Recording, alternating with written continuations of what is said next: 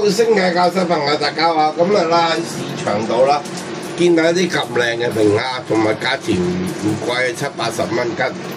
咁啊呢度買1斤啦，咁配一啲蒜粒啦、薑粒啦、辣椒，同埋一個啦，我自己幾中意呢個汁㗎。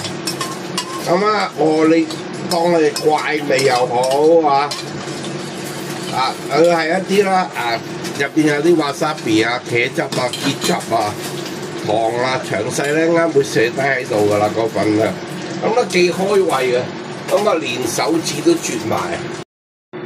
好，咁呢個蝦啦，我哋啦亦都啦彈少品落去啦，俾少好燒熱咗油鑊啦，咁啊我哋將啲蝦啦擠落去，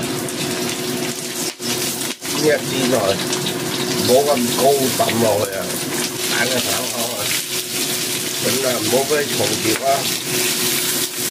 咁蝦啦，唔使好耐㗎。哇！一反轉佢都熟啦，嗱，俾少少椒仲正香口啲啊嘛，仲好味啊，唔驚啊，係啦。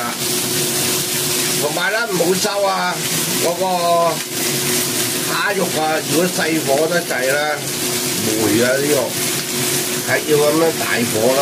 哇！應該啲蝦肉咧好鬼彈牙嘅，我同你講，係啦，正，轉下去，好多少油落去啊，見佢乾啲啊，而家係嘛？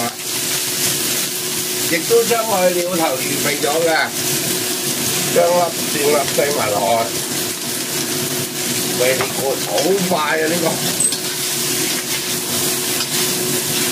好，炒翻份菜係啦。好，亦都將我哋個汁啦，一路啦兜住落啦，一路兜住落去一路等佢收入去，俾多2滴包味油落去，